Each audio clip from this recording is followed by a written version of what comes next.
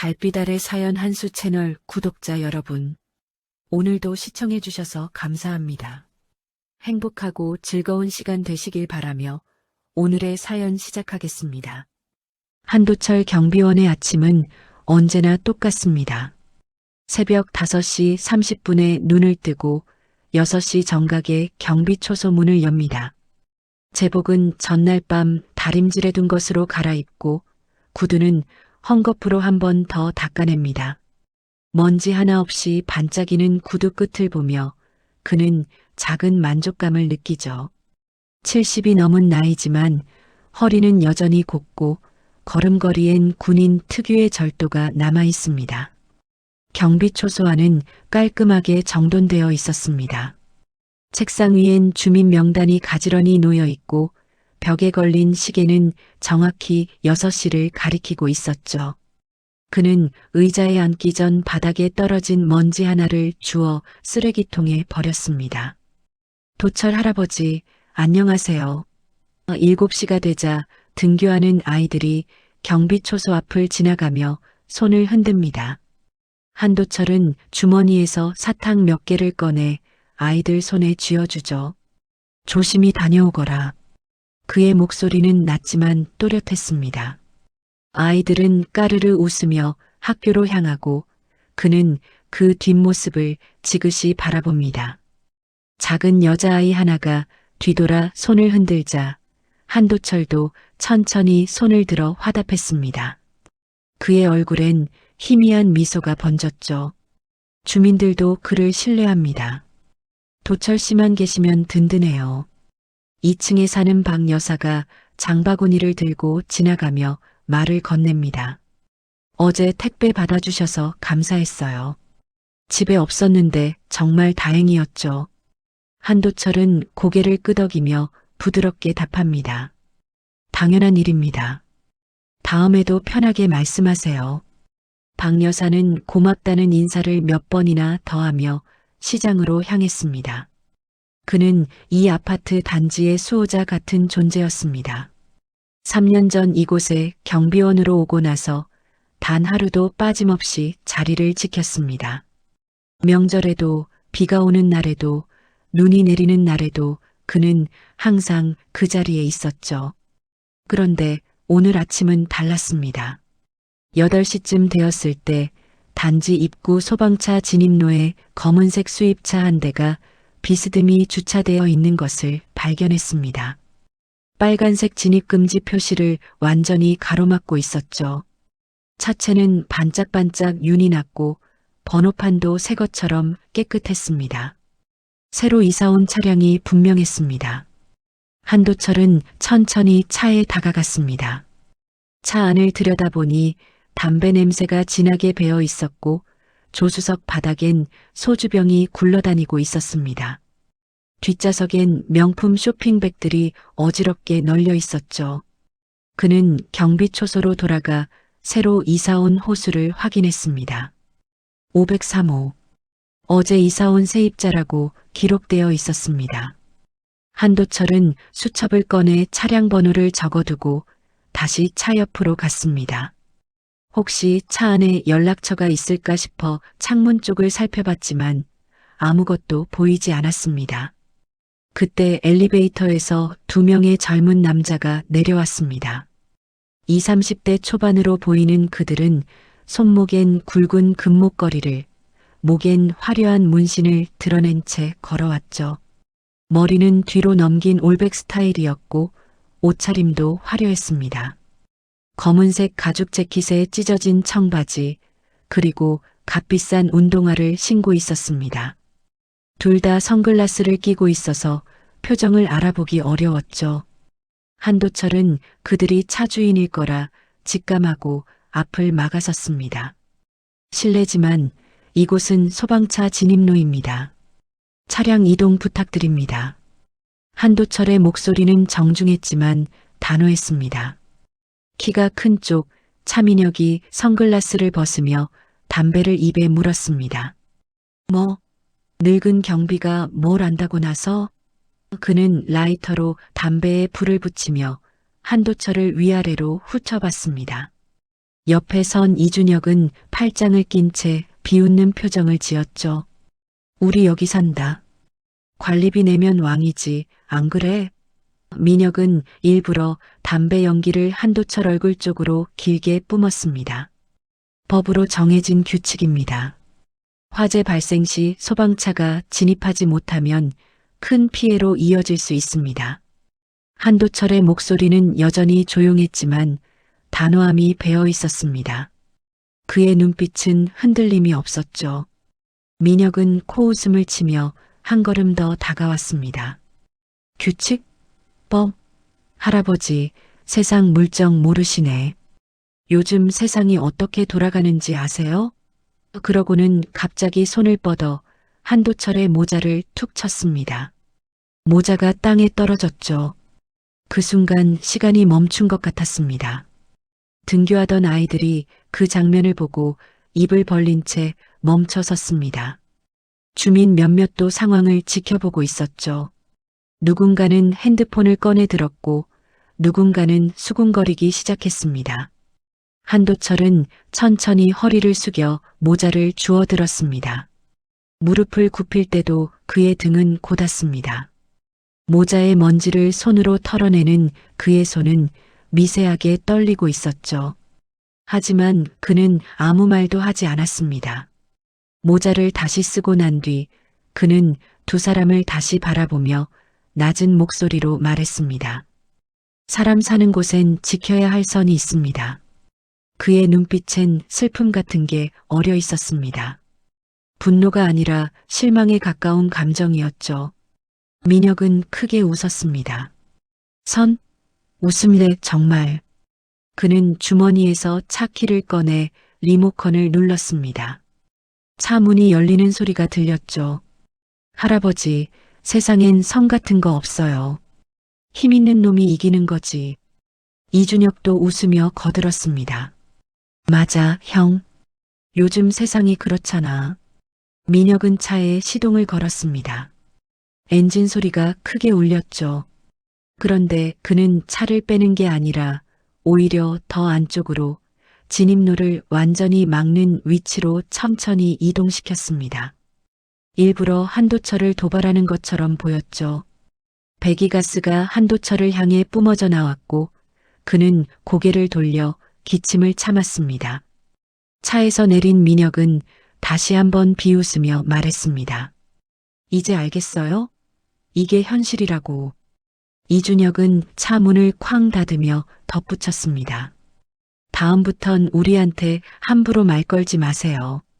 두 사람은 어깨를 으쓱하며 단지 안으로 걸어 들어갔습니다. 한도철은 그 자리에 서서 차가 완전히 진입로를 막고 있는 모습을 지켜봤습니다. 주먹은 쥐지 않았지만 손등에 희미한 문신이 아침 햇살 아래 드러났습니다. 푸른빛이 감도는 낡은 문신이었죠. 아이들은 불안한 표정으로 경비초소를 돌아봤고 주민들은 고개를 갸우뚱하며 수군거리기 시작했습니다. 저 사람들 누구래? 새로 이사 왔나 봐. 경비원한테 저러면 안 되는데. 한도철은 천천히 경비초소로 돌아왔습니다. 의자에 앉아 수첩을 펼치고 오늘 일어난 일을 간단히 적어 내려갔습니다. 오전 8시 10분 503호 입주자 소방차 진입로 불법 주차 시정 요청 거부. 그의 손글씨는 또박또박했지만 마침표를 찍을 때 펜 끝이 종이를 3개 눌렀습니다. 그날 밤 11시 아파트 단지 온라인 커뮤니티에 글 하나가 올라왔습니다. 제목은 경비실 한도철 씨 손등 문신 보신 분? 이었죠. 글을 올린 사람은 401호에 사는 주민이었습니다. 오늘 아침에 우연히 봤는데 손등에 특이한 문신이 있더라고요. 군대 문신 같던데 혹시 아시는 분? 댓글이 하나둘 달리기 시작했습니다. 저도 봤어요. 푸른색 문신이던데 뭔가 의미 있어 보이던데요. 요즘은 경비원도 문신하나요? 군대 문신이면 특수부대 아닐까요? 댓글은 점점 늘어났고 누군가는 검색을 시작했습니다. 새벽 1시쯤 한 주민이 오래된 신문 기사 링크를 올렸습니다. 30년 전 기사였죠. 특수부대 창설 멤버 공개 제목 아래 흑백 사진이 있었습니다. 사진 속엔 군복을 입은 젊은 군인들이 도열해 있었고 맨 앞줄 중앙에 선 사람의 이름표에 한도철이라고 선명하게 적혀 있었습니다. 사진 속 그의 눈빛은 날카로웠고 자세는 흔들림 없이 곧았죠. 댓글창이 폭발했습니다. 헉, 진짜 특수부대였어? 너와 우리 단지 경비원이 이런 분이셨어? 나중에 군단장까지 하셨다던데요. 3스타까지 달았다고. 별 3개요? 진짜? 다음 날 아침 주민들은 한도철을 보는 눈빛이 달라졌습니다. 어떤 이는 존경의 눈빛으로, 어떤 이는 호기심 어린 눈빛으로 그를 바라봤죠. 2, 3층에 사는 김대리는 출근길에 경비초소 앞에서 멈춰서서 인사를 깊이 했습니다. 어제 커뮤니티 봤습니다. 대단하십니다. 한도철은 담담하게 답했습니다. 다 옛날 이야기입니다. 지금은 그냥 경비원이죠. 그러나 모두가 존경의 눈빛을 보낸 건 아니었습니다. 503호의 차민혁은 그 글을 보고 비웃었죠. 침대에 누워 핸드폰을 보던 그는 이준혁에게 화면을 보여주며 말했습니다. 야, 이거 봐. 우리 단지 경비가 옛날에 군단장이었대. 이준혁은 관심 없다는 듯 고개를 돌렸습니다. 그래서 민혁은 코웃음을 쳤습니다. 요즘은 경비도 군단장 출신이래. 웃기지 않아? 별 3개 달았던 양반이 이제 월급 100만 원 받으며 주차 관리나 하고 있다니까. 하지만 며칠 뒤 단지에 이상한 소문이 돌기 시작했습니다. 누군가 경비초소 안쪽 벽에 붙어 있는 오래된 사진을 발견한 겁니다. 먼지가 쌓인 액자 속 흑백 사진이었죠. 특수부대 창설 기념 단체 사진이었습니다. 20여 명의 군인들이 두 줄로 서 있었고 가운데 선 사람이 바로 한도철이었습니다. 사진 아래엔 작은 글씨로 이렇게 적혀 있었습니다. 국가를 위해, 국민을 위해. 1973년 9월 오전 10시쯤 이준혁은 담배를 사러 나갔다가 우연히 경비초소 앞을 지나쳤습니다. 문이 열려 있었고 벽에 걸린 그 사진이 눈에 들어왔죠. 그는 무심코 발걸음을 멈추고 사진을 들여다봤습니다. 가운데 선 젊은 군인의 얼굴, 날카로운 눈빛과 강인한 턱선, 그리고 손등에 선명하게 보이는 문신. 이준혁은 갑자기 심장이 쿵 내려앉는 느낌을 받았습니다. 그 얼굴이 어딘가 낯익었습니다. 아주 오래전 어린 시절 아버지 방에서 본 사진 속 누군가와 비슷했죠. 하지만 확신할 수 없었습니다. 그는 고개를 저으며 자리를 떠났습니다. 아마 착각일 거라고 생각했죠. 하지만 그날 밤 잠이 오지 않았습니다. 자꾸만 그 사진이 머릿속에 떠올랐고 아버지가 살아계실 때 했던 이야기들이 스쳐 지나갔습니다. 준혁아, 아빠는 군대에서 죽을 뻔했다가 살아났단다. 어떤 분이 목숨을 구해주셨지. 그분이 아니었으면 너도 이 세상에 없었을 거야. 아버지는 술을 마실 때마다 그 이야기를 했습니다. 그분 성함이 뭐였는데 한한 씨였어. 손등에 특이한 문신이 있으셨지. 부대 표식이라고 하셨어. 이준혁은 벌떡 일어나 앉았습니다. 가슴이 두근거렸죠. 설마 그 사람이? 그는 옷장 깊숙이 넣어둔 낡은 상자를 꺼냈습니다. 아버지가 돌아가신 후 정리한 유품 상자였죠. 먼지를 털어내고 뚜껑을 열자 오래된 사진 몇 장이 나왔습니다. 군복 입은 아버지 사진들이었습니다. 그중 한 장을 집어든 순간 이준혁의 손이 떨렸습니다. 사진 속엔 2명의 군인이 서 있었죠. 왼쪽은 젊은 시절의 아버지였고 오른쪽은 계급장을 단 장교였습니다. 장교의 손이 아버지 어깨에 올려져 있었고 둘 다 환하게 웃고 있었습니다. 그리고 그 장교의 손등엔 푸른색 문신이 선명하게 보였습니다. 사진 뒷면을 뒤집어 보니 아버지의 필체로 이렇게 적혀 있었습니다. 은인 한도철 중령님과 함께 1984년 이준혁은 사진을 떨어뜨릴 뻔했습니다. 한도철, 그 이름이 맞았습니다. 경비초소에 있는 그 사람, 민혁과 자신이 모욕했던 그 노인이 바로 아버지의 생명의 은인이었던 겁니다. 머릿속이 하얘졌습니다. 아버지는 돌아가시기 전까지도 그분을 찾고 싶어 하셨죠. 은혜를 갚아야 하는데 연락이 끊겨서 찾을 수가 없구나. 아버지는 늘 그렇게 말씀하셨습니다. 그리고 이준혁에게 당부했죠.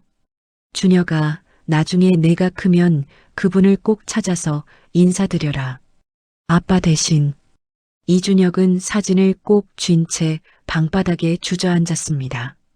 지난 며칠간 자신이 한도철에게 했던 행동들이 파노라마처럼 스쳐 지나갔습니다. 담배 연기를 얼굴에 뿜고 모자를 쳐서 떨어뜨리고 배기가스를 뿜으며 비웃었던 일들. 가슴이 무너져 내리는 것 같았습니다. 다음 날 새벽 이준혁은 잠을 제대로 이루지 못했습니다. 거울을 보니 눈이 충혈되어 있었죠. 민혁은 여전히 코를 골며 자고 있었습니다.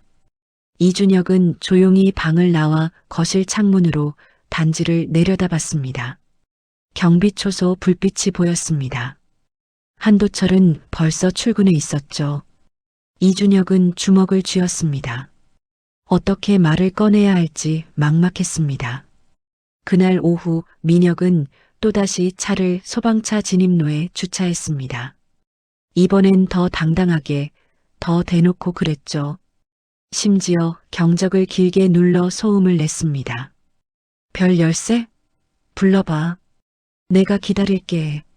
민혁은 경비초소 앞에서 크게 소리쳤습니다. 주민들이 창문을 열고 내다봤습니다. 한도철은 천천히 나왔습니다. 제복은 여전히 단정했고 걸음걸이는 흔들림이 없었죠. 차량 이동 부탁드립니다. 그의 목소리는 여전히 조용했습니다. 민혁은 비웃으며 한도철의 가슴을 손으로 밀쳤습니다. 한도철이 뒤로 비틀거렸고 제복 단추 하나가 떨어져 땅에 굴렀습니다. 그 순간 한도철의 손등 문신이 햇빛 아래 선명하게 드러났습니다. 주민들 사이에서 웅성거림이 커졌습니다. 저게 그 문신이네. 특수부대 표식이래. 한도철은 아무 말 없이 땅에 떨어진 단추를 주워 제복 주머니에 넣었습니다. 그리고 다시 민혁을 바라봤습니다. 눈빛엔 여전히 분노가 아닌 슬픔이 어려 있었습니다. 차민혁은 멈추지 않았습니다.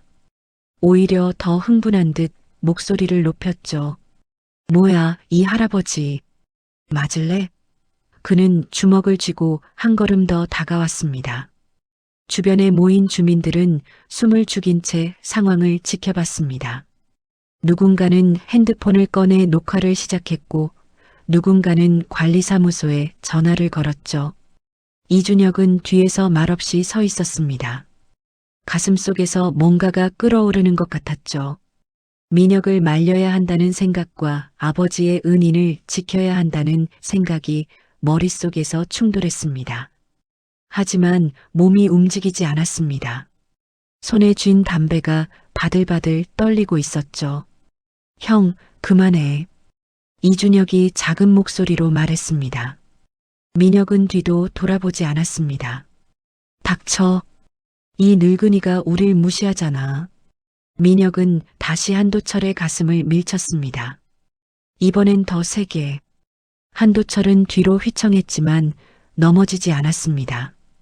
그의 다리는 여전히 땅을 단단히 딛고 있었죠. 형? 이준혁이 더 큰 목소리로 외쳤습니다. 민혁이 드디어 돌아봤습니다. 왜 쫄았어?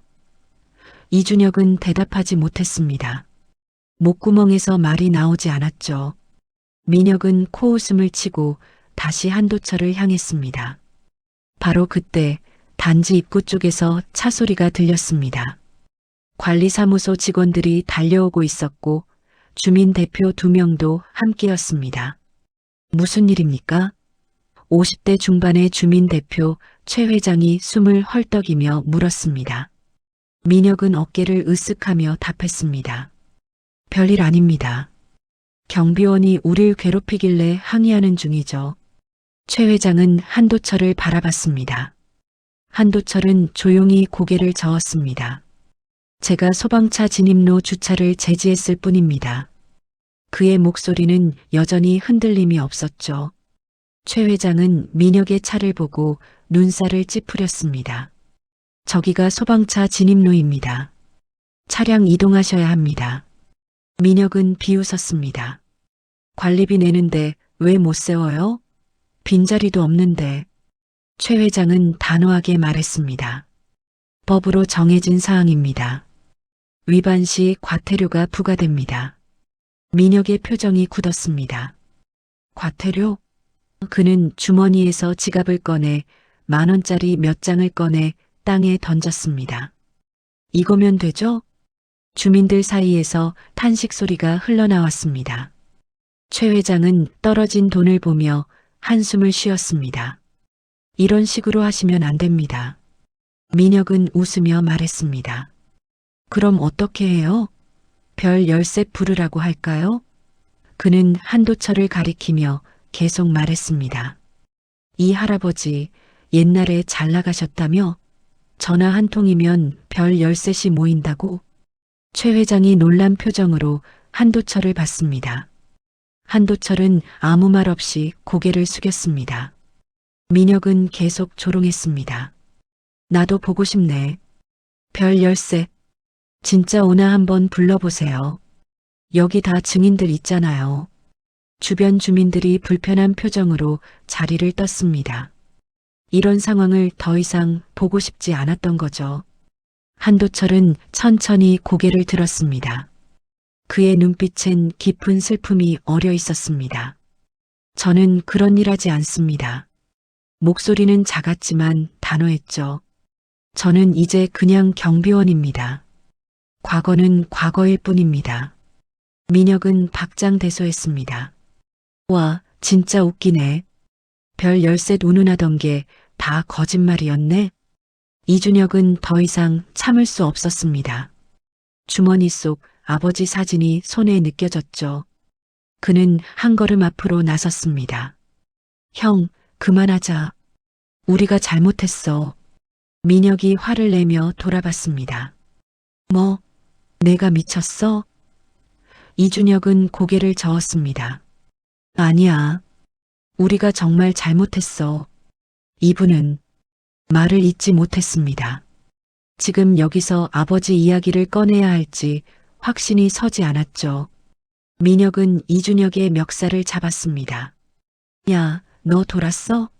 누구 편이야? 이준혁은 민혁의 손을 뿌리쳤습니다. 형 편 아니야. 그냥 우리가 선 넘었다고. 민혁은 이준혁을 밀쳐냈습니다. 이준혁은 뒤로 몇 걸음 물러났고 그 과정에서 근처를 지나가던 어린아이와 부딪힐 뻔했습니다.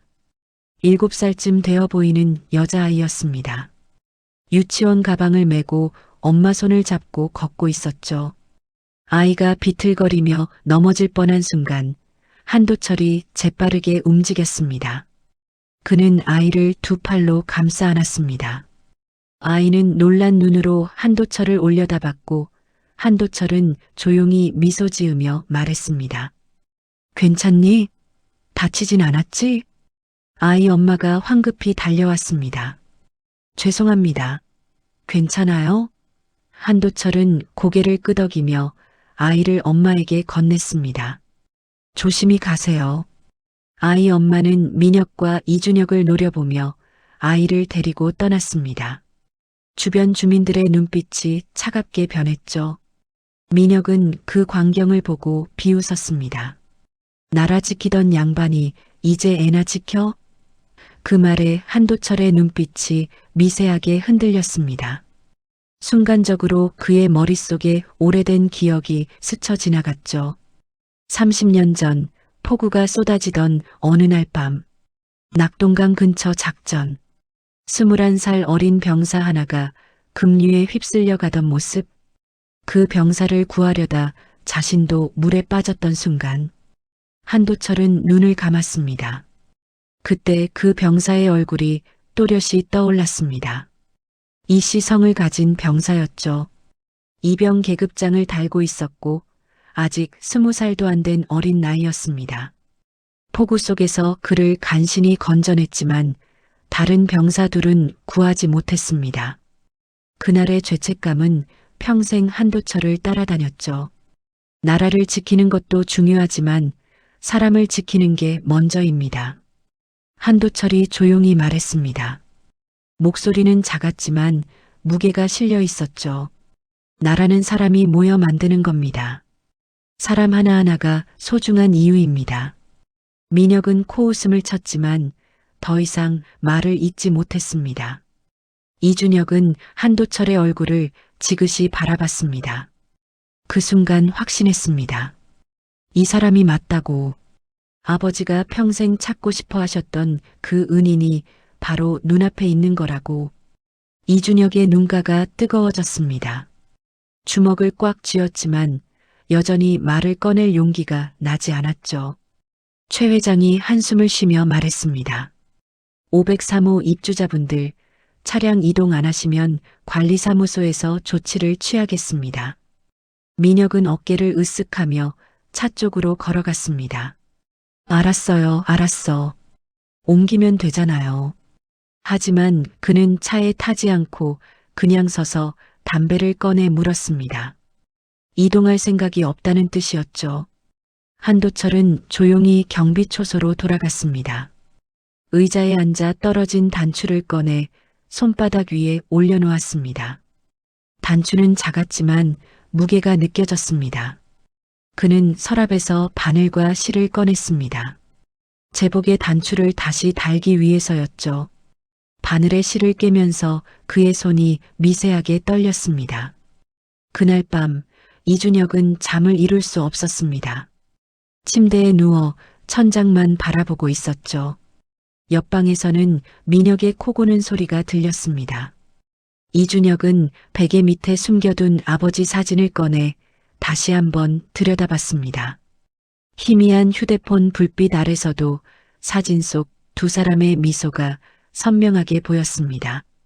아버지, 제가 뭘 해야 할까요? 이준혁은 속으로 중얼거렸습니다. 아버지가 돌아가신 지 벌써 5년이 지났습니다. 암 선고를 받고 6개월 만에 세상을 떠나셨죠. 마지막까지도 아버지는 한도철을 찾고 싶어 하셨습니다. 준혁아, 그분을 꼭 찾아서 인사드려라. 내가 이렇게 살아서 너를 낳을 수 있었던 건 다 그분 덕분이다. 이준혁은 사진을 가슴에 꽉 안았습니다. 눈물이 흘러내렸습니다. 지난 며칠간 자신이 저지른 일들이 너무나 부끄러웠죠. 아버지의 생명의 은인에게 담배 연기를 뿜고 모자를 떨어뜨리고 모욕을 준 것. 이준혁은 이불을 뒤집어 쓰고 소리 없이 울었습니다. 새벽 4시 이준혁은 일어나 옷을 입었습니다. 조용히 현관문을 열고 나섰습니다. 복도는 고요했고 비상구 표시등만 희미하게 빛나고 있었죠. 그는 엘리베이터를 타고 1층으로 내려갔습니다. 경비초소 쪽으로 걸어가면서 가슴이 두근거렸습니다. 경비초소 불은 켜져 있었습니다. 유리창 너머로 한도철이 책상에 앉아 뭔가를 적고 있는 모습이 보였죠. 이준혁은 몇 번이나 문을 두드릴까 말까 망설였습니다. 손을 들었다 내렸다를 반복했죠. 그러다 결국 용기를 내어 문을 톡톡 두드렸습니다. 한도철이 고개를 들었습니다. 안경을 쓴 모습이었는데 이준혁은 그런 모습을 처음 봤습니다. 한도철은 안경을 벗고 천천히 일어나 문을 열었습니다. 무슨 일인가? 목소리는 차갑지도 따뜻하지도 않았습니다. 그저 담담했죠. 이준혁은 입을 열었지만 말이 나오지 않았습니다. 목구멍이 메어왔습니다. 한도철은 이준혁을 잠시 바라보다 안으로 들어오라는 손짓을 했습니다. 들어오게. 밖은 추우니까. 이준혁은 고개를 숙이고 경비초소 안으로 들어갔습니다. 경비초소 안은 생각보다 깔끔했습니다. 책상 위엔 업무 일지가 펼쳐져 있었고 한쪽 벽엔 주민 명단이 가지런히 정리되어 있었죠. 작은 전기포트에선 물 끓는 소리가 들렸습니다. 한도철은 종이컵 2개를 꺼내 따뜻한 물을 부어 이준혁에게 건넸습니다. 마시게. 새벽인데 몸을 녹여야지. 이준혁은 떨리는 손으로 종이컵을 받았습니다. 따뜻한 온기가 손바닥으로 전해졌죠. 한도철은 자신도 물 한 잔을 들고 의자에 앉았습니다. 할 말이 있는 것 같은데 천천히 해도 되네. 그의 목소리엔 여유가 있었습니다. 이준혁은 주머니에서 아버지 사진을 꺼냈습니다. 혹시 30년 전 낙동 작전 기억하십니까? 이준혁의 목소리는 떨렸습니다. 한도철의 손이 멈췄습니다. 종이컵을 든 손이 공중에서 멈춰 있었죠. 그는 천천히 이준혁을 바라봤습니다. 낙동 작전이라 그의 목소리가 낮아졌습니다. 이준혁은 사진을 한도철에게 내밀었습니다. 이 사진 속 사람이 제 아버지입니다. 이진수라는 이름이었습니다. 한도철은 사진을 받아들고 한참 동안 들여다봤습니다. 손이 미세하게 떨렸습니다. 이 병사가 자네 아버지였나? 네. 아버지는 평생 당신을 찾고 싶어 하셨습니다. 이준혁의 목소리가 갈라졌습니다. 폭우 속에서 물에 빠졌을 때 중령님이 직접 뛰어들어 구해주셨다고 하셨습니다. 아버지는 그날 일을 평생 잊지 못하셨어요. 한도철은 사진을 내려놓고 눈을 감았습니다. 깊은 한숨이 흘러나왔죠. 그날 밤은 내 인생에서 가장 긴 밤이었네. 한도철이 천천히 말을 이었습니다. 폭우가 쏟아지고 강물이 범람했지. 우리 부대는 다리를 건너야 했는데 급류가 너무 거셌어. 자네 아버지가 다리 중간쯤에서 발을 헛디뎠지. 순식간에 물에 휩쓸려 갔어. 한도철은 눈을 뜨고 창밖을 바라봤습니다. 나는 본능적으로 뛰어들었네. 군인으로서가 아니라 그냥 사람으로서. 어린 병사가 죽는 걸 볼 수 없었어. 그의 목소리엔 깊은 감정이 담겨 있었습니다. 간신히 자네 아버지를 붙잡았지. 하지만 다른 2명은 못 구했어. 이준혁은 눈물을 닦았습니다. 아버지는 그 이야기를 할 때마다 우셨습니다. 자신 때문에 다른 분들이 돌아가셨다고, 그리고 중령님께 평생 빚을 졌다고 하셨어요. 한도철은 고개를 저었습니다. 빚이라니. 나는 그저 내 임무를 했을 뿐이네. 아니십니다. 이준혁의 목소리가 커졌습니다. 아버지가 살아서 저를 낳을 수 있었던 건 중령님 덕분입니다. 제가 이 세상에 존재하는 것도 중령님 덕분이에요. 한도철은 이준혁을 바라봤습니다. 눈빛이 부드러워졌죠. 자네 아버지는 지금 어디 계신가? 이준혁은 고개를 숙였습니다. 5년 전에 돌아가셨습니다. 암이었습니다. 한도철의 얼굴이 굳었습니다. 그랬구만. 그는 한참 동안 말이 없었습니다. 경비초소 안은 고요했습니다. 벽시계의 초침 소리만 째깍째깍 울렸죠. 아버지는 돌아가시기 전까지도 중령님을 찾고 싶어 하셨습니다. 이준혁이 다시 말했습니다. 제게 꼭 찾아서 인사드리라고 하셨어요. 그런데 제가 중령님께 말을 잇지 못했습니다. 목이 메어왔죠. 한도철은 천천히 자리에서 일어났습니다. 이준혁에게 다가와 그의 어깨에 손을 얹었습니다. 자네는 아직 젊네. 실수할 수 있지. 그의 목소리는 따뜻했습니다. 중요한 건 깨닫는 거야. 자네는 지금 깨달았잖나. 이준혁은 고개를 들어 한도철을 바라봤습니다. 눈물이 가득 고여 있었죠. 죄송합니다. 정말 죄송합니다. 한도철은 고개를 저었습니다. 사과는 필요 없네. 대신 앞으로 어떻게 살 것인지가 중요하지. 이준혁은 눈물을 닦으며 고개를 끄덕였습니다. 그런데 한도철이 다시 의자에 앉으며 물었습니다. 자네 친구, 민혁이라고 했나? 그 친구는 어떤가? 이준혁은 난처한 표정을 지었습니다. 형은 좀 다릅니다. 쉽게 설득되지 않을 겁니다. 한도철은 고개를 끄덕였습니다. 그렇겠지. 사람마다 깨닫는 시간이 다르니까. 창밖이 조금씩 밝아오기 시작했습니다. 새벽 6시가 가까워지고 있었죠. 한도철은 시계를 보고 일어났습니다. 이제 근무 시간이네. 자네도 들어가서 쉬게.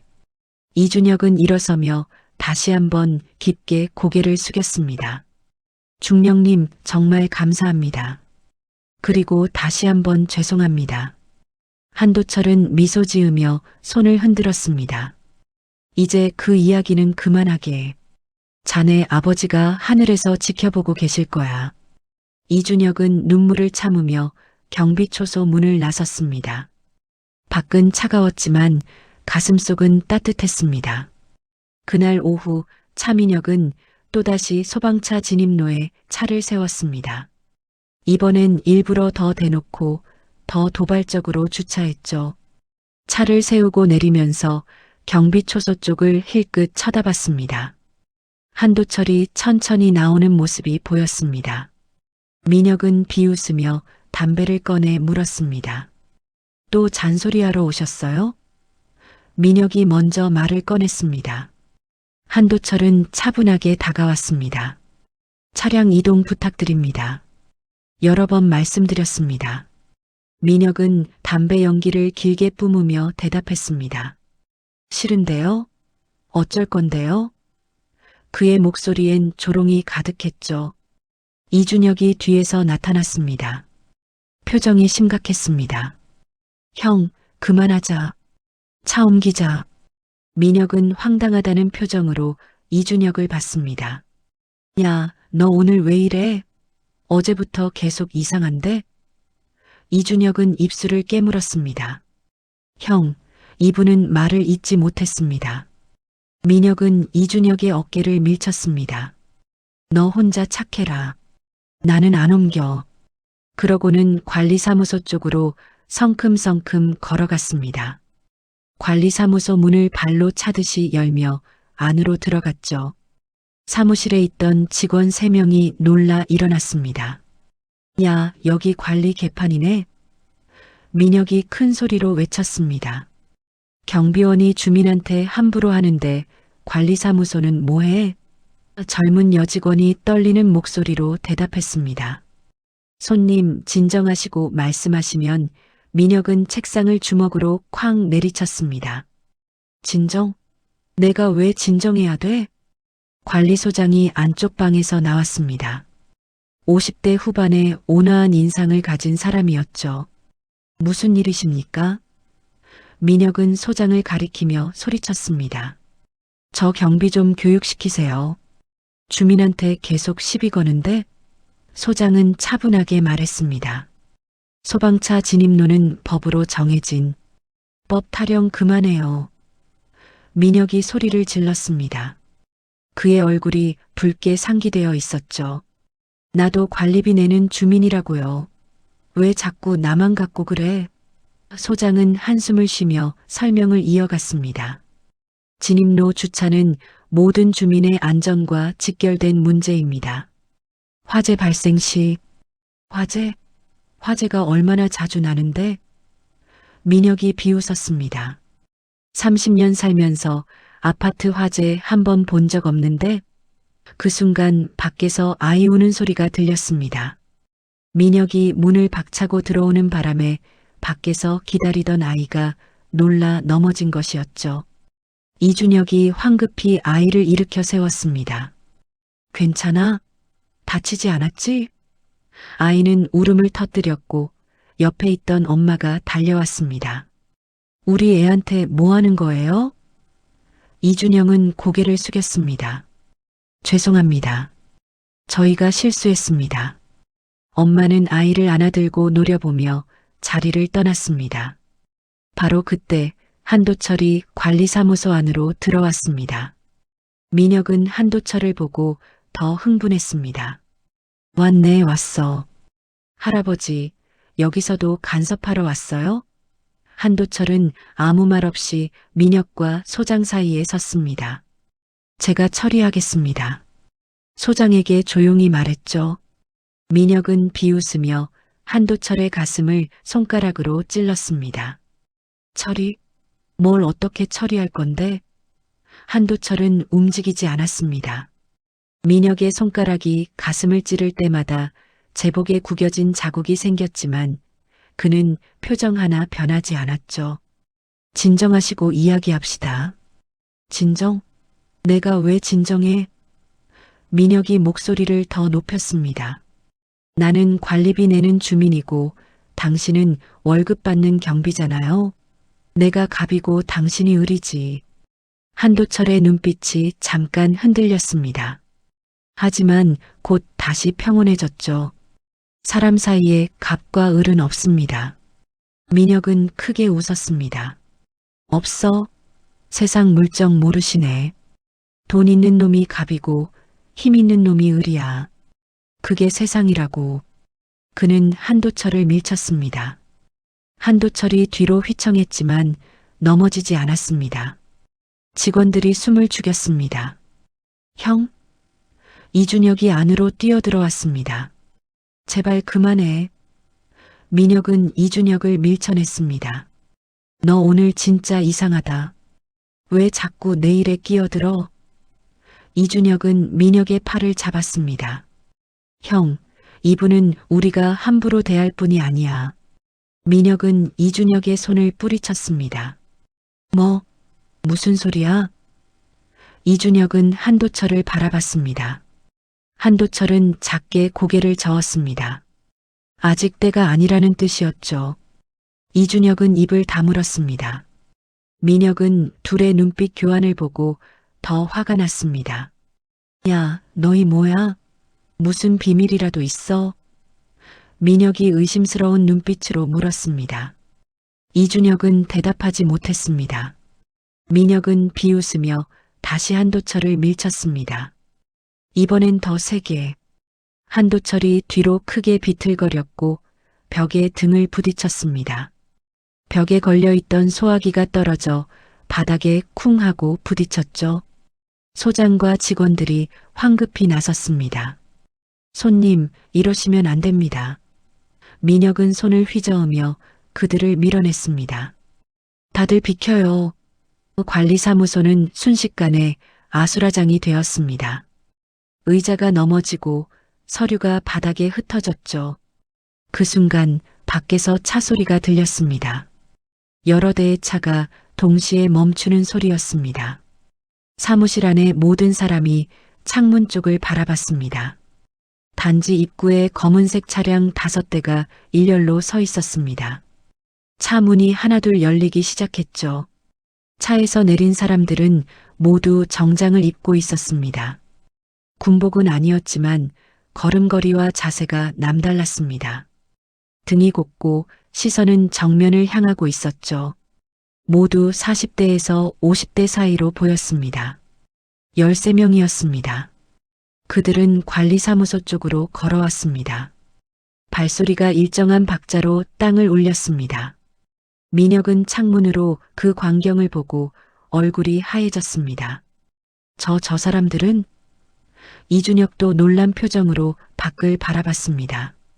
자신이 전화한 사람들이었지만 이렇게 많이 올 줄은 몰랐죠. 맨 앞에 선 사람이 관리사무소 문을 열었습니다. 50대 중반으로 보이는 남자였습니다. 머리는 짧게 깎았고 얼굴엔 깊은 주름이 패여 있었죠. 그는 사무실 안을 둘러보다 한도철을 발견했습니다.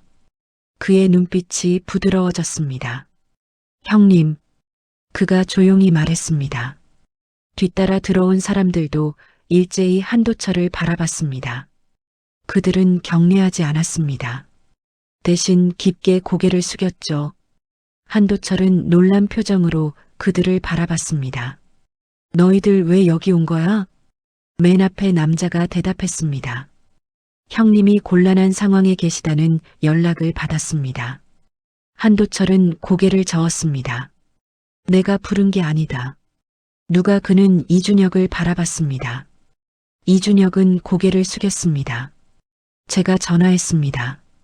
죄송합니다. 한도철은 한숨을 쉬었습니다. 이럴 필요 없는데 남자는 고개를 저었습니다. 형님, 우리는 형님께 빚진 사람들입니다. 형님이 우리를 훈련시키고 가르치고 지켜주셨습니다. 뒤에 선 사람들도 고개를 끄덕였습니다. 민혁은 벽에 등을 기댄 채 떨고 있었습니다. 다리에 힘이 풀려 주저앉을 것 같았죠. 이게 진짜였어? 그의 목소리는 겨우 들릴 정도로 작았습니다. 별 열쇠. 전설처럼 들렸던 그 이야기가 눈앞에서 현실이 되고 있었습니다. 관리사무소 안은 고요했습니다. 13명의 남자들이 한도철을 중심으로 반원을 그리며 서 있었고 민혁은 벽에 기댄 채 그 광경을 넋 놓고 바라보고 있었죠. 소장과 직원들도 숨소리조차 내지 못한 채 상황을 지켜봤습니다. 시간이 멈춘 것 같았습니다. 형님, 호출하셨습니까? 맨 앞에 선 남자가 다시 한번 물었습니다. 목소리는 정중했지만 단호함이 배어 있었죠. 한도철은 천천히 고개를 저었습니다. 아니다. 내가 부른 게 아니야. 그의 목소리엔 당혹감이 묻어났습니다. 너희 다들 일이 있을 텐데 왜 이렇게 온 거냐? 남자는 미소를 지었습니다. 형님 일이 우리 일보다 중요합니다. 뒤에 선 사람들도 고개를 끄덕였습니다. 그들의 눈빛엔 존경과 충성이 가득했죠. 한도철은 난처한 표정으로 그들을 돌아봤습니다. 이건 그냥 사소한 일이다. 너희가 나설 일이 아니야. 형님께 손을 댄 건 사소한 일이 아닙니다. 옆에 서 있던 다른 남자가 말했습니다. 40대 후반으로 보이는 그는 목소리가 낮고 묵직했습니다. 형님이 우리를 키웠습니다. 우리가 오늘 여기 서 있을 수 있는 건 형님 덕분입니다. 다른 이들도 동의한다는 표정으로 고개를 끄덕였습니다. 민혁은 떨리는 목소리로 물었습니다. 당신들 다 누구예요? 맨 앞에 남자가 민혁을 바라봤습니다. 눈빛이 차가웠습니다. 우리는 형님 밑에서 훈련받은 사람들입니다. 형님이 특수부대를 창설하셨을 때부터 군단장으로 계실 때까지 모셨습니다. 그의 말투는 담담했지만 무게가 실려 있었죠. 지금은 각자 다른 일을 하고 있습니다. 다른 남자가 덧붙였습니다. 기업 임원도 있고 사업가도 있고 공무원도 있습니다. 하지만 우리는 모두 형님의 제자입니다. 형님이 부르시면 언제든 달려올 준비가 되어 있습니다. 민혁의 얼굴은 더욱 창백해졌습니다. 한도철은 한숨을 쉬며 의자를 일으켜 세웠습니다. 바닥에 흩어진 서류들을 주워 모으기 시작했죠. 다들 돌아가라. 여긴 내가 처리할 수 있어. 하지만 아무도 움직이지 않았습니다. 맨 앞에 남자가 무릎을 꿇고 서류를 줍기 시작했고 다른 이들도 따라했습니다. 형님, 저희가 돕겠습니다. 그들은 질서정연하게 사무실을 정리하기 시작했습니다. 넘어진 의자를 세우고 서류를 정돈하고 떨어진 소화기를 제자리에 걸었습니다. 몇 분도 안 되어 사무실은 원래대로 돌아왔죠. 소장과 직원들은 그저 넋 놓고 그 광경을 바라볼 뿐이었습니다. 정리가 끝나자 남자들은 다시 한도철 앞에 섰습니다. 맨 앞에 남자가 말했습니다. 형님, 이 사람에 대해서는 어떻게 하시겠습니까? 그는 민혁을 가리켰습니다. 민혁은 벽에 등을 붙인 채 온몸이 떨리고 있었죠. 얼굴은 땀으로 범벅이 되어 있었습니다. 한도철은 고개를 저었습니다. 아무것도 하지 마라. 이 친구도 그냥 젊어서 혈기가 넘칠 뿐이야. 민혁은 한도철의 말을 듣고 놀란 표정을 지었습니다. 자신에게 손을 대고 모욕을 준 사람인데도 한도철은 그를 감싸고 있었던 것이죠. 가슴속에서 뭔가가 무너지는 느낌이 들었습니다. 형님, 하지만 남자가 말을 이으려 하자 한도철이 손을 들어 제지했습니다. 됐다. 나는 이제 군인이 아니야. 그냥 경비원일 뿐이다. 너희도 각자 삶이 있잖니. 돌아가서 내일이나 잘해. 한도철의 목소리는 단호했습니다. 남자들은 서로를 쳐다봤지만 아무도 말하지 않았습니다. 이준혁이 앞으로 나섰습니다. 중령님, 제가 전화한 건 형님 때문이었습니다. 그는 민혁을 가리켰습니다. 형이 계속 중령님께 무례하게 굴어서 저는 그냥 중령님을 지키고 싶었습니다. 한도철은 이준혁의 어깨에 손을 얹었습니다. 고맙네. 하지만 이제 됐어. 민혁은 천천히 입을 열었습니다. 저는 목소리가 떨렸습니다. 진짜 몰랐어요. 정말로 이런 분인 줄 몰랐습니다. 한도철은 민혁을 바라봤습니다. 내가 어떤 사람인지는 중요하지 않아. 중요한 건 사람을 대하는 내 마음이지. 민혁은 그 말을 듣고 고개를 떨구었습니다. 맨 앞에 남자가 한도철에게 다가왔습니다. 형님, 정말 아무것도 안 하셔도 되겠습니까? 한도철은 고개를 끄덕였습니다. 그래. 이 친구들도 배울 거야. 사람은 실수하면서 잘하는 법이니까. 남자는 깊게 한숨을 쉬고 뒤로 물러섰습니다. 그럼 저희는 이만 물러가겠습니다. 남자가 말했습니다. 그는 한도철에게 깊게 고개를 숙였습니다. 형님, 언제든 필요하시면 연락 주십시오. 저희는 항상 대기하고 있습니다. 다른 이들도 일제히 고개를 숙였습니다. 한도철은 손을 흔들며 말했습니다. 알았어. 이제 가봐. 가족들이 기다릴 거야. 13명의 남자들은 질서정연하게 사무실을 나갔습니다. 발소리가 복도에 울려 퍼졌고 곧 차 시동 거는 소리가 들렸습니다. 차량들이 하나둘 단지를 빠져나갔고 곧 고요함이 돌아왔습니다.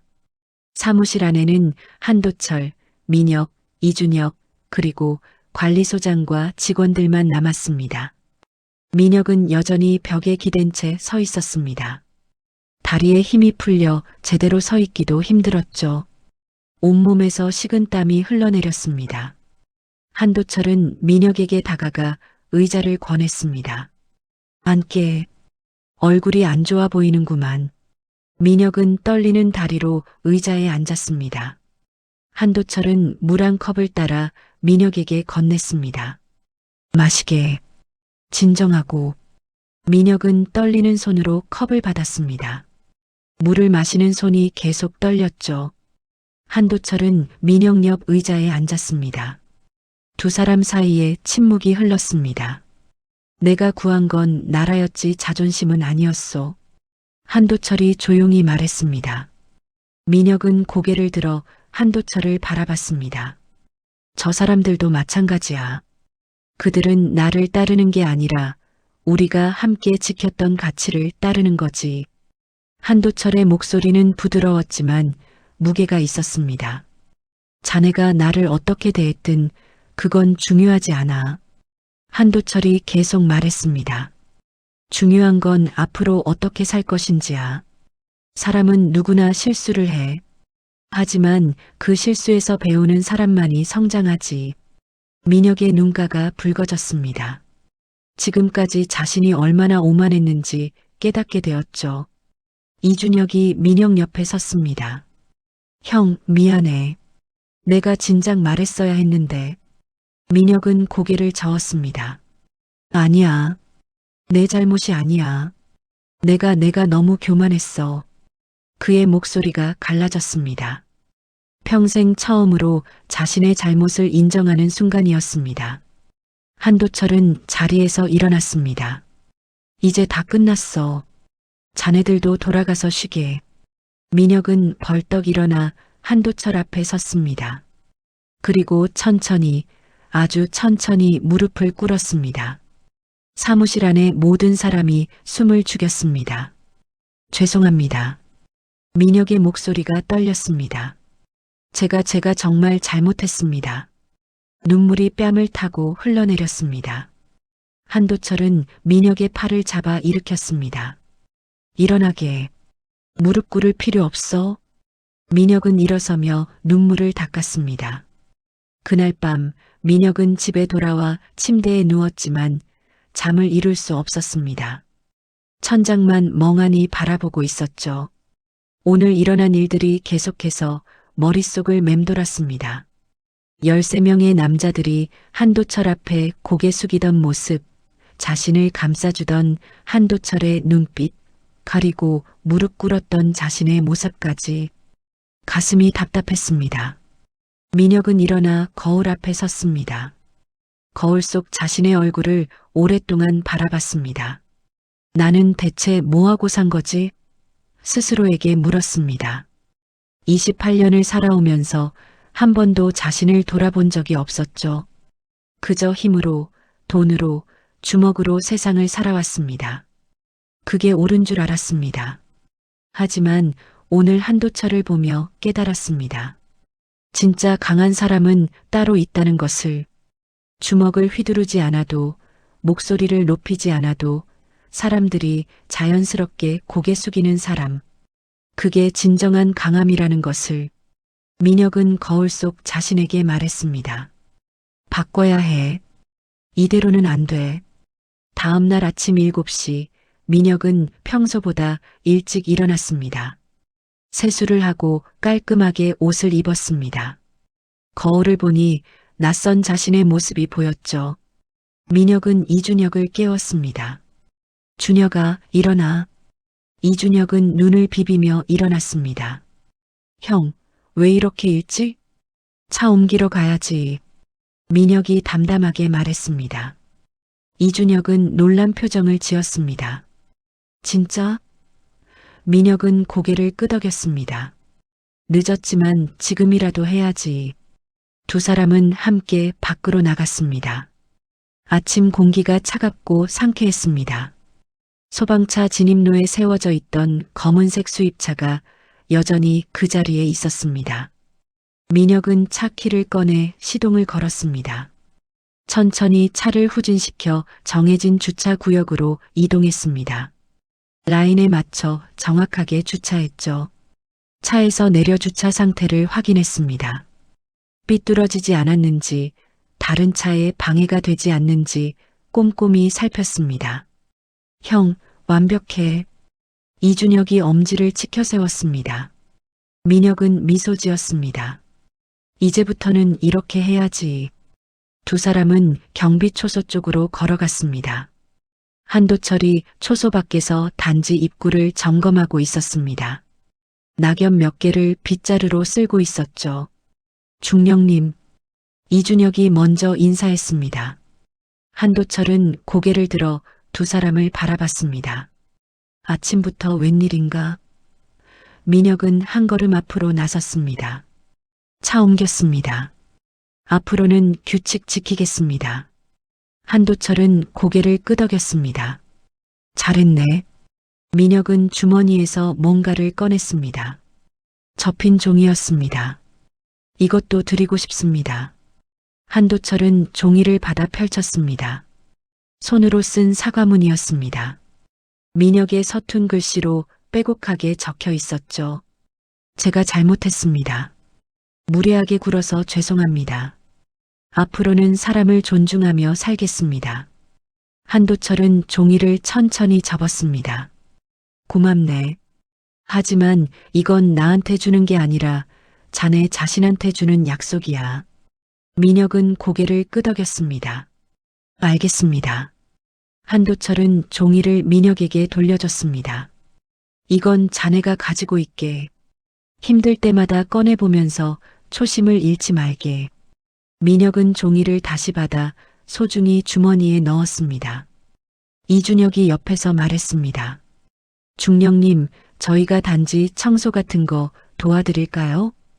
한도철은 손을 저었습니다. 괜찮아. 이건 내 일이니까. 자네들은 자네들 할 일 하면 돼. 아닙니다. 민혁이 단호하게 말했습니다. 저희가 하고 싶어서 하는 겁니다. 배우고 싶습니다. 중령님처럼 사는 방법을요. 한도철은 두 사람을 번갈아 바라봤습니다. 그들의 눈빛이 진지했습니다. 한도철은 잠시 생각하다 고개를 끄덕였습니다. 그럼 저기 낙엽 좀 쓸어줄래? 두 사람은 기쁜 표정으로 빗자루를 들었습니다. 단지 곳곳에 떨어진 낙엽을 쓸기 시작했죠. 처음엔 서툴렀지만 점점 익숙해졌습니다. 한도철은 그들의 모습을 지켜보며 작은 미소를 지었습니다. 천천히 해.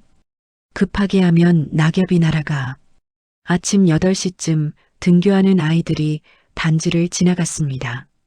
아이들은 민혁과 이준혁이 청소하는 모습을 보고 놀란 표정을 지었습니다. 아저씨들이 청소해요? 한 아이가 물었습니다. 민혁은 환하게 웃으며 답했습니다. 응, 도철 할아버지 도와드리는 중이야. 아이들은 신기한 듯 바라보다 학교로 향했습니다. 주민들도 하나둘 나와 출근 준비를 했습니다. 2층에 사는 박 여사가 민혁과 이준혁을 보고 놀랐습니다. 어머, 젊은 사람들이 대견하네요. 민혁은 고개를 숙여 인사했습니다. 안녕하세요. 박 여사는 흐뭇한 표정으로 자리를 떠났습니다. 청소를 마치고 나니 9시가 넘었습니다. 민혁과 이준혁은 땀을 닦으며 경비초소로 돌아왔습니다. 한도철이 따뜻한 보리차를 건넸습니다. 수고했네. 두 사람은 감사하다며 차를 받아 마셨습니다. 목이 타들어가는 것 같았지만 마음은 이상하게 편안했습니다. 중령님, 민혁이 조심스럽게 말을 꺼냈습니다. 질문 하나 해도 될까요? 한도철은 고개를 끄덕였습니다. 뭔데? 민혁은 잠시 망설이다 물었습니다. 어떻게 하면 중령님처럼 살 수 있을까요? 사람들이 존경하는 사람이 되려면 뭘 해야 할까요? 한도철은 잠시 생각했습니다. 창밖을 바라보며 천천히 입을 열었습니다. 특별한 건 없어. 그냥 매일매일 작은 일을 성실하게 하는 거지. 아침마다 제복을 단정하게 입고 주민들에게 먼저 인사하고 아이들에게 친절하게 대하고 그런 작은 일들이 쌓여서 사람을 만드는 거야. 작은 일들이요? 민혁이 되물었습니다. 한도철은 고개를 끄덕였습니다. 그래. 거창한 건 필요 없어. 남을 배려하고 약속을 지키고 규칙을 따르고 그게 전부야. 별 13시 모인 건 내가 대단해서가 아니라 그들과 함께했던 시간 동안 그런 작은 것들을 함께 지켰기 때문이지. 이준혁이 고개를 끄덕였습니다. 중령님 말씀 명심하겠습니다. 민혁도 진지한 표정으로 말했습니다. 저도 앞으로 그렇게 살겠습니다. 작은 일부터 성실하게. 한도철은 두 사람의 어깨를 가볍게 두드렸습니다. 잘 생각했네. 아직 젊으니 충분히 바꿀 수 있어. 그날 오후 민혁은 관리사무소를 찾아갔습니다. 소장과 직원들에게 정중하게 사과했습니다. 지난번에 소란 피워서 죄송합니다. 앞으로는 그러지 않겠습니다. 소장은 놀란 표정으로 민혁을 바라봤습니다. 아, 괜찮습니다. 이해합니다. 민혁은 깊게 고개를 숙이고 사무소를 나왔습니다. 저녁이 되자 민혁과 이준혁은 다시 경비초소를 찾았습니다. 손에는 도시락 2개를 들고 있었습니다. 중령님, 저녁 드셨어요? 한도철은 고개를 저었습니다. 아직이네. 이준혁이 도시락을 내밀었습니다. 저희가 준비했습니다. 함께 드시죠. 한도철은 난처한 표정을 지었습니다. 이럴 필요 없는데 민혁이 웃으며 말했습니다. 받아주세요. 저희가 하고 싶어서 하는 겁니다. 한도철은 결국 도시락을 받았습니다. 세 사람은 경비초소 앞 벤치에 앉아 함께 저녁을 먹었습니다. 거창한 음식은 아니었지만 따뜻한 밥과 반찬이 있었습니다. 맛있네. 한도철이 말했습니다. 민혁은 환하게 웃었습니다. 다행이다. 이준혁이가 만든 건데. 이준혁이 수줍게 웃었습니다. 맛있게 드시니 기쁩니다. 세 사람은 조용히 식사를 이어갔습니다. 저녁 하늘에 별이 하나둘 떠오르기 시작했습니다. 한 달이 지났습니다. 아파트 단지는 조용하지만 확실하게 변하고 있었습니다. 가장 눈에 띄는 변화는 소방차 진입로였죠. 예전엔 불법 주차 차량이 심심찮게 보였지만 이제는 그 어떤 차도 그곳에 세우지 않았습니다. 주민들 스스로 규칙을 지키기 시작한 것입니다. 민혁과 이준혁은 매일 아침 7시면 경비초소 앞에 나타났습니다. 한도철과 함께 단지를 청소하고 화단을 정리하고 낙엽을 쓸었죠. 처음엔 의아하게 바라보던 주민들도 이제는 자연스럽게 받아들였습니다. 저 친구들 참 착해졌네요. 박 여사가 지나가며 말했습니다. 민혁은 환하게 웃으며 인사했습니다. 안녕하세요, 박 여사님. 변화는 두 사람에게서 시작되었지만 단지 전체로 퍼져나갔습니다. 아이들은 더 예의 바르게 행동하기 시작했습니다. 도철 할아버지, 안녕하세요. 인사하는 목소리가 더 밝아졌고 쓰레기를 함부로 버리는 아이도 없어졌습니다. 어느 날 한 아이가 사탕 껍질을 바닥에 버리려다가 민혁의 눈을 마주쳤죠. 민혁은 손바닥을 펼쳐 보였습니다. 저한테 줄래? 아이는 고개를 끄덕이며 껍질을 민혁 손에 올려놨고 민혁은 그걸 쓰레기통에 버렸습니다. 주민들도 서로를 더 존중하기 시작했습니다. 엘리베이터에서 먼저 타려고 밀치는 사람이 없어졌고 복도에서 마주치면 서로 먼저 인사했습니다. 안녕하세요. 좋은 아침입니다. 먼저 가세요. 작은 배려들이 단지 곳곳에 스며들었습니다. 한도철은 그런 변화를 조용히 지켜보며 흐뭇해했습니다. 어느 토요일 오후 주민 대표회의가 열렸습니다. 최 회장이 회의를 시작하며 한도철을 초대했습니다. 도철 씨, 앞으로 나와주시겠습니까? 한도철은 당황한 표정으로 일어났습니다. 주민들이 박수를 보냈고 한도철은 천천히 앞으로 걸어갔습니다. 최 회장이 말했습니다. 도철 씨 덕분에 우리 단지가 많이 좋아졌습니다. 주민들 간에 예의가 생겼고 아이들도 바르게 자라고 있습니다. 주민들이 고개를 끄덕였습니다. 최 회장이 계속 말했습니다. 특히 요즘 젊은 친구들이 도철 씨를 도와 봉사하는 모습을 보며 많은 것을 느꼈습니다. 감사의 마음을 전하고 싶습니다. 한도철은 차분하게 고개를 숙였습니다. 과찬이십니다. 저는 제 일을 했을 뿐입니다. 그는 주민들을 둘러보며 말을 이었습니다.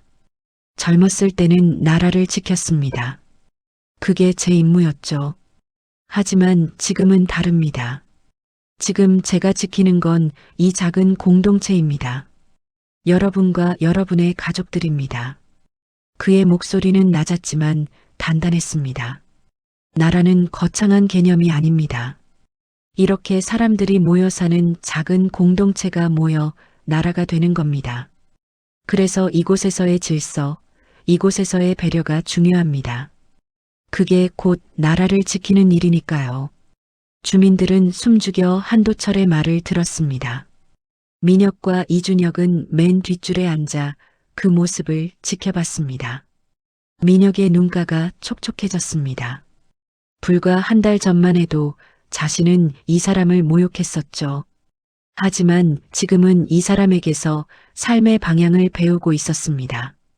한도철이 말을 마치자 주민들이 일어나 박수를 보냈습니다. 우레와 같은 박수 소리가 회의실을 가득 채웠습니다. 한도철은 조용히 고개를 숙여 인사했습니다. 감사합니다. 그리고 자리로 돌아갔습니다. 회의가 끝나고 주민들이 하나둘 자리를 떴습니다. 민혁과 이준혁은 한도철에게 다가갔습니다. 중령님, 멋있으셨습니다. 이준혁이 말했습니다. 한도철은 손사래를 쳤습니다. 뭐가 멋있어? 그냥 평소에 생각하던 걸 말했을 뿐이지. 민혁이 조심스럽게 물었습니다. 중령님, 저희가 물어봐도 될까요? 평생 군인으로 사셨는데 지금 경비 일을 하시면서 힘들진 않으세요? 한도철은 잠시 생각하다 대답했습니다. 힘들지 않아. 오히려 보람 있지. 보람이요? 이준혁이 되물었습니다. 한도철은 창밖을 바라보며 말했습니다. 군인일 때는 나라를 지킨다는 사명감으로 살았어. 그게 내 전부였지. 하지만 은퇴하고 나니 허전했어. 내가 뭘 위해 사는지 몰랐거든. 그의 목소리에 회한이 묻어났습니다. 그런데 여기서 경비 일을 시작하고 나서 깨달았지. 사람을 지키는 게 곧 나라를 지키는 거라는 걸. 한도철이 두 사람을 바라봤습니다. 아이들이 안전하게 등교하는 것, 주민들이 편안하게 집에 들어오는 것, 그런 작은 일상들을 지키는 게 얼마나 중요한지 알게 됐어. 민혁은 고개를 끄덕였습니다. 저도 이제 알 것 같습니다. 대단한 일을 하는 게 중요한 게 아니라 작은 일을 성실하게 하는 게 중요하다는 거요. 한도철은 미소 지었습니다. 그래, 바로 그거야. 자네가 이해했구만. 해가 저물어 갔습니다. 저녁 6시 한도철은 경비초소 앞에 서서 단지를 둘러봤습니다. 귀가하는 주민들이 하나둘 들어왔습니다. 도철 씨, 수고하세요. 안녕하세요, 경비원님. 인사소리가 끊이지 않았습니다. 한도철은 매번 정중하게 답례했습니다.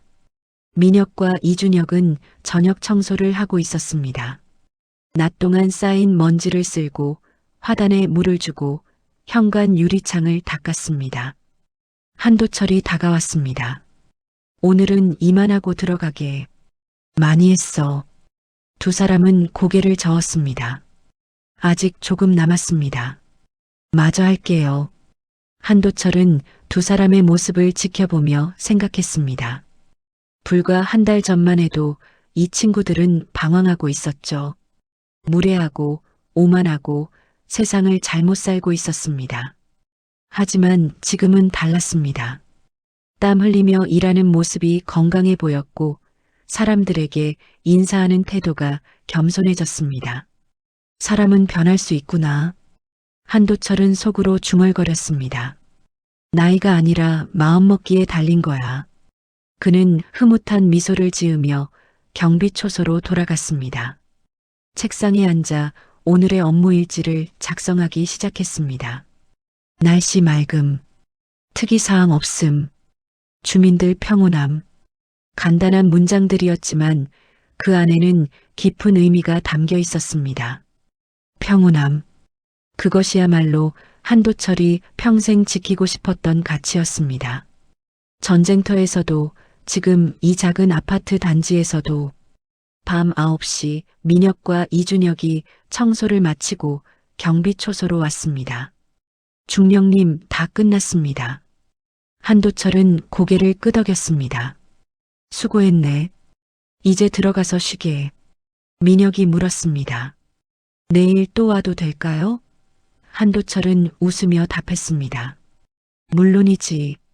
언제든 환영이야. 두 사람은 인사하고 집으로 향했습니다. 걸어가면서 이준혁이 말했습니다. 형, 우리 많이 변했지? 민혁은 고개를 끄덕였습니다. 그러게. 한 달 전에는 상상도 못했을 일이야. 이준혁이 웃었습니다. 좋은 변화인 것 같아. 민혁도 웃으며 답했습니다. 응, 나도 그렇게 생각해. 한도철은 홀로 경비초소에 남아 불을 끄고 문을 잠갔습니다.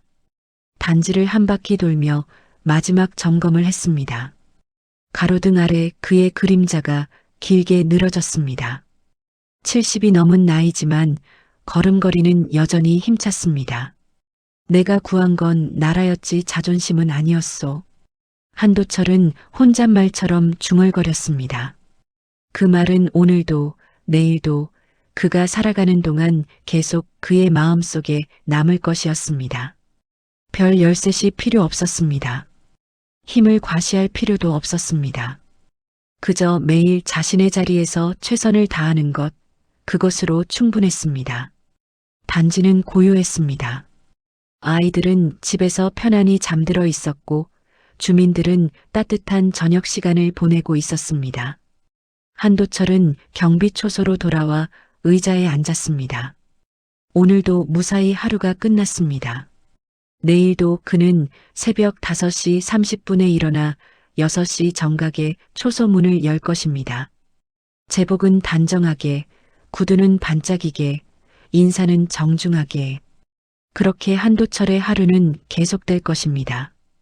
그리고 그 하루하루가 모여 이 작은 공동체를 지키는 힘이 될 것입니다. 진짜 강한 사람은 자존심을 내세우지 않습니다. 조용히 묵묵히 자기 자리에서 최선을 다할 뿐입니다. 한도철은 창밖을 바라봤습니다. 밤하늘에 별들이 반짝이고 있었습니다. 오늘도 수고했다. 그는 스스로에게 말했습니다. 그리고 내일을 준비하기 위해 불을 끄고 눈을 감았습니다. 평화로운 밤이었습니다.